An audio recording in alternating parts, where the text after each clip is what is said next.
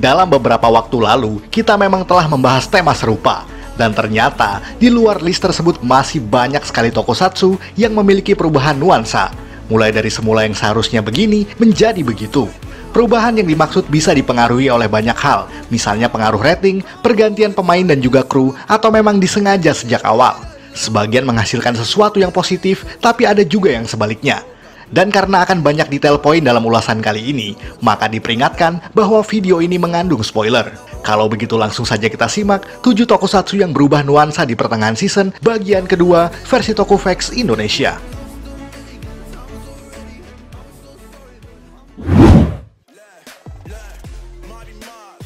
Kamen Rider. Serial Kamen Rider paling pertama ini ternyata juga punya sesuatu yang membuatnya harus cepat melakukan perubahan. Pada proses syuting di belakang layar, aktor pemeran Takeshi Hongo yakni Hiroshi Fujioka mengalami kecelakaan sepeda motor saat melakukan aksi stunnya sebagai Kamen Rider. Oleh sebab itulah, produser dan para kru di belakang layar mengambil sebuah keputusan untuk menggantinya dengan aktor baru dengan tokoh yang juga berbeda, yakni Takeshi Sasaki sebagai Hayato Ichimonji. Serta mengubah ceritanya dengan membuatnya seolah-olah Takeshi Hongo sedang ditugaskan untuk melawan Shocker di luar negeri.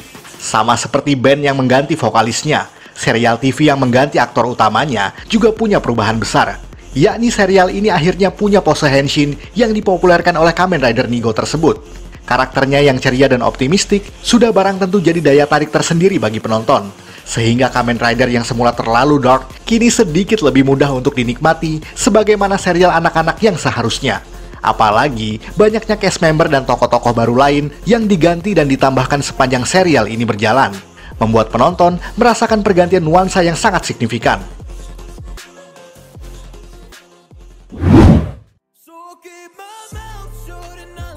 Ultraman Leo. Berbeda dengan Kamen Rider, Ultraman Leo tidak memiliki pergantian lantaran masalah di belakang layar, melainkan memang sudah direncanakan sejak awal. Kita tentu pernah sedikit mengulasnya di beberapa episode lalu, dan tentu saja penonton setia Ultraman Leo merasakan ada banyak sekali naik turun nuansa selama season ini berjalan. Season ini dikenal sebagai serial Ultraman paling dark sepanjang masa, dan hal itu benar terasa pada episode-episode awal yang sangat mencekam pada segi ceritanya. Bahkan ada episode yang difokuskan pada kisah horor seperti werewolf, vampire, dan masih banyak lagi. Namun pada episode ke-26, dimulailah kisah yang sangat berbeda, yang disebut sebagai folklore series, di mana nuansanya kini berganti dari yang semula horor menjadi terinspirasi dari kisah dongeng anak-anak di Jepang. Oleh sebab itulah, kita bisa menyaksikan banyak sekali nuansa humor dan cheesy yang memang ditunjukkan bagi penonton anak-anak. Nuansa ringan tersebut masih terus berlanjut setelah episode ke-33 meskipun folklore series sudah berakhir.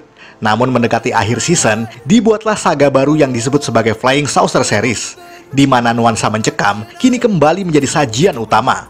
Dengan kemunculan misteri alien yang meneror bumi, serta ditampilkan adegan-adegan yang lebih sadis dan mengerikan. Intinya Ultraman Leo menyuguhkan nuansa roller coaster yang membuat excitement penonton menjadi naik turun dengan sangat drastis sepanjang masa tayangnya.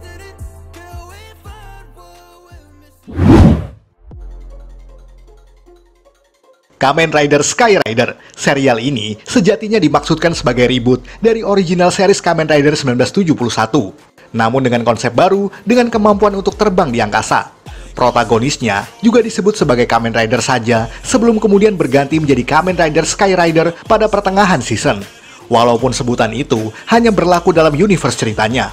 Sementara secara marketing, serial ini disebut sebagai Sky Rider saja. Bicara soal perubahan, pada pertengahan season tersebut Sky Rider tidak lagi ditampilkan terbang seperti biasa, akibat keterbatasan budget dan juga technical support untuk sekelas TV series pada masa itu. Sehingga kemudian, adegan terbang tersebut dibatasi hanya pada gerakan finishernya saja. Hal itu juga berpengaruh pada nuansa yang kini lebih mirip dengan reguler konsep Kamen Rider pada umumnya, sehingga mengurangi keunikan dari series ini sendiri.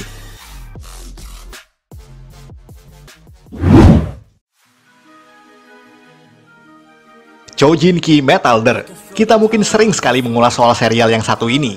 Dan meskipun pernah menjadi bagian dari masa kecil anak 90-an di Indonesia, ternyata serial ini punya plot dan konsep yang memang cukup dark untuk kategori serial anak-anak. Metalder dikonsepkan pada cerita drama yang rumit dan juga lebih dewasa. Bahkan kisahnya pun dimulai dengan kekalahan sang tokoh utama, di mana hal tersebut belum biasa terjadi pada era Showa. Artinya, serial Metalder memang season yang bernuansa kelam sejak awal. Maka dari itu, rating serial ini memang sangat fluktuatif dengan critical response yang juga cukup beragam dari para penontonnya.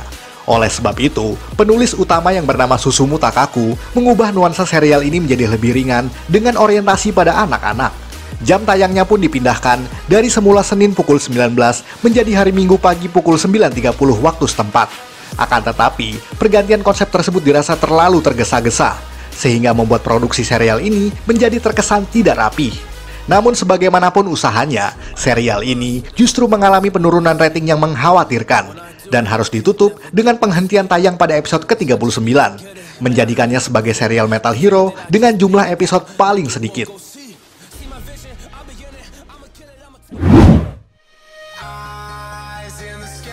Tokusorobo Janpersen, serial Metal Hero tahun 1993 ini juga mungkin aneh bagi penonton saat itu, karena tokoh utama Janpersen memang sama sekali tidak memiliki identitas manusia seperti karakter sebelum-sebelumnya. Serial ini pun dimulai dengan sentral cerita pada tokoh-tokoh manusia, seperti pihak kepolisian dan beberapa yang lainnya. Sementara Janpersen muncul secara misterius hanya pada adegan klimaksnya saja, membuatnya seolah menjadi tokoh sampingan di serialnya sendiri. Origin story-nya justru mulai dipaparkan pada episode ke-16. Dan dari sini mulai ada perubahan yang cukup signifikan pada serial tersebut.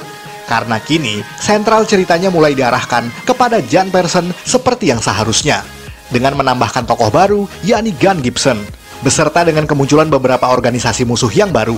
Bahkan karakter-karakter lama yang ada sejak episode pertama mulai jarang dimunculkan, bahkan tidak ada lagi sampai season ini berakhir. Perubahan konsep tersebut tentu saja mempengaruhi jalan cerita dan nuansa serialnya, yang kini dirasa lebih family friendly daripada sebelumnya. Semua perubahan tersebut dilakukan akibat dari penurunan angka penjualan mainan yang dirasa lebih kecil daripada serial-serial prequelnya.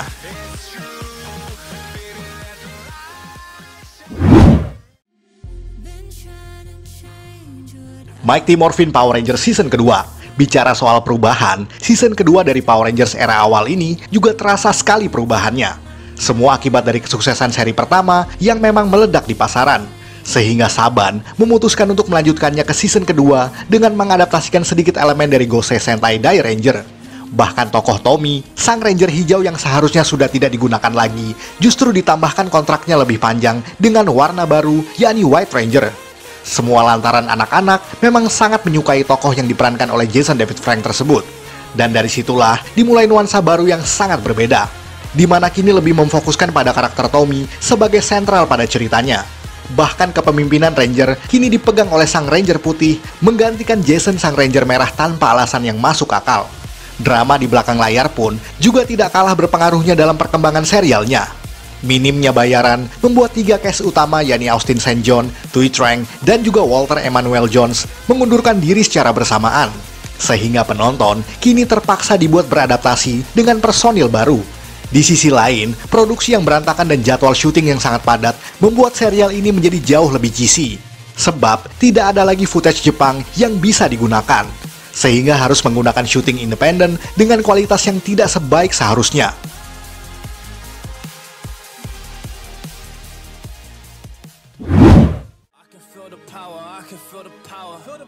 Choriki Sentai Oranger. Seperti yang kita ketahui, Choriki Sentai Oranger menekankan cerita yang kelam dan serius pada awal mula kisahnya, dengan elemen-elemen dewasa seperti militer, invasi alien, dan aspek-aspek berat lainnya.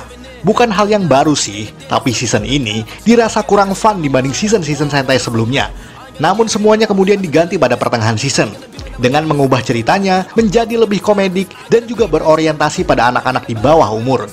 Semua lantaran rating serial ini yang dirasa mengkhawatirkan, penjualan mainan yang menurun drastis, dan juga protes dari para penonton yang menganggap bahwa kelompok musuh Baranoia dirasa terlalu seram dan membuat anak-anak ketakutan. Hal itu menimbulkan kebingungan dari para aktor Ranger untuk beradaptasi dengan skrip baru dan juga penokohan yang diubah secara mendadak. Belum lagi adanya drama di belakang layar akibat sang aktris pemeran Momo Maruo, yakni Tamao Sato, di mana ia meminta screen time yang lebih banyak agar ceritanya menjadi lebih fokus pada dirinya. Maka dari itu, wajar saja jika banyak episode yang menjadikan tokoh Momo lebih sentral dibanding yang lainnya. Itu semua lantaran Tamao Sato adalah public figure yang tengah naik daun pada saat itu, menjadikan dirinya merasa diva dan juga star syndrome, sehingga bersikap arogan terhadap pihak produksi. Oleh sebab itulah, Ohranger menjadi season paling kontroversial pada era 90-an.